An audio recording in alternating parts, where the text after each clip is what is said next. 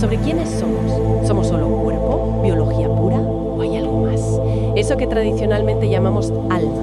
Vamos a ver qué dice la visión cristiana y sobre todo cómo dialoga, choca a veces, con lo que la ciencia, especialmente la neurociencia, nos está mostrando hoy. Exacto. Y un punto importante de partida.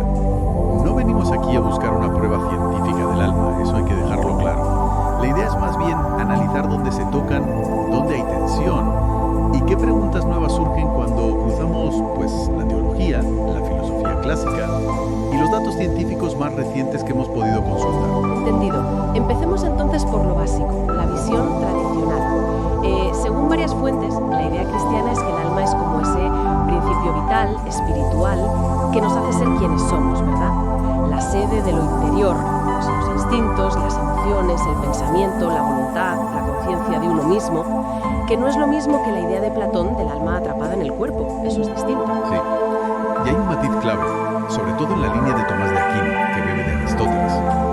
Para ellos, el alma no es un fantasma metido en una máquina, ¿no? Es la forma sustancial, o sea, lo que organiza la materia para que sea un ser vivo humano. Unifica cuerpo y espíritu en una sola cosa, un sujeto con una dimensión que, digamos, trasciende lo puramente físico. Entra con fuerza la visión materialista, la conciencia, la mente, todo eso es, un producto de la química y la física del cerebro. Nada más. ¿No es así? Así lo plantea el materialismo más estricto, sí. Pero, claro, se encuentra con un hueso duro de roer, el famoso problema difícil de la conciencia.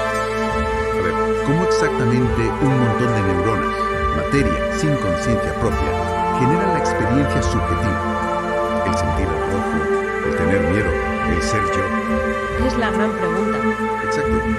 Y decir que la conciencia es una ilusión, como hacen algunos, no resuelve mucho, ¿verdad?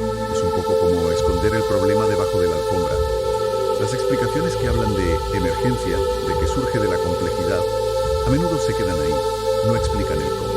Ya lo decía Sherrington, un pionero en esto. La física y la química nos dejan a las puertas de la mente, pero no entran.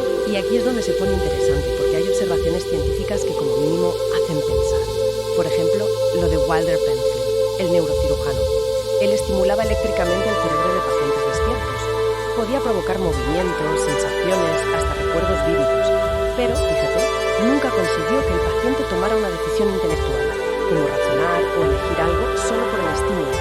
Los pacientes decían, usted ha movido mi brazo, pero si decidían algo sentían, he decidido yo, mi mente, no el electrodo.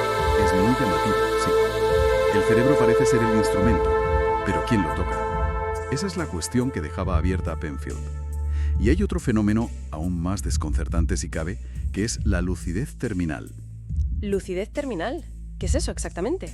Pues son casos, documentados, de personas con un daño cerebral muy severo. Piensa en Alzheimer avanzado o demencias profundas, que de repente, poco antes de morir, tienen un episodio de claridad mental asombrosa. Reconocen a la familia, hablan con coherencia, parecen ser ellos mismos otra vez. ¡Ostras! Eso es impactante.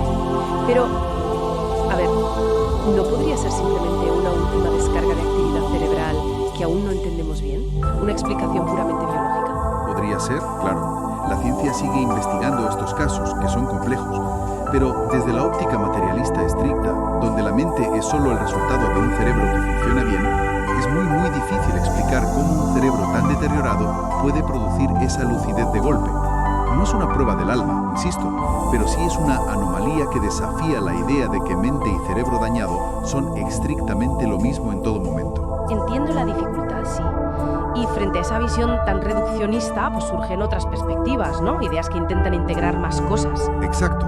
Se habla de ver al ser humano como una unidad, cuyas funciones quizás no se agotan en lo material. Kant ya apuntaba a esa apertura algo más allá de lo fenoménico.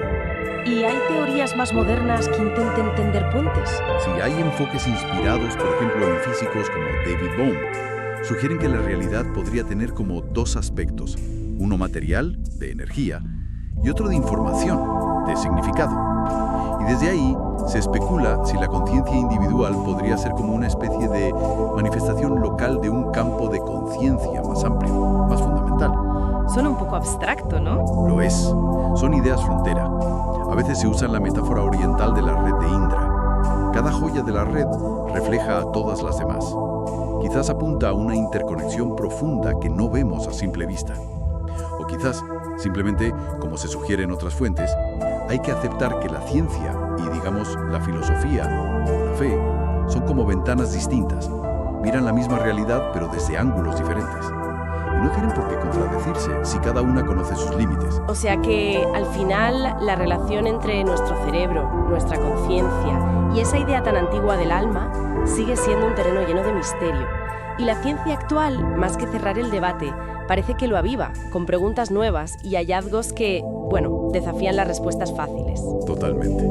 Y lo fascinante es que estas preguntas nos tocan en lo más hondo. ¿Qué significa ser humano? Y aquí dejo una reflexión final, que creo que resuena en varias de las fuentes que manejamos. Si aceptamos la posibilidad, aunque sea solo eso, una posibilidad, de que nuestra conciencia, nuestra identidad, nuestra capacidad de elegir el bien o el mal, no se reduce del todo a la actividad neuronal, ¿qué implicaciones enormes tiene eso para cómo entendemos nuestra libertad, nuestra responsabilidad moral y quizás hasta el sentido de nuestra propia vida? Ahí queda la pregunta.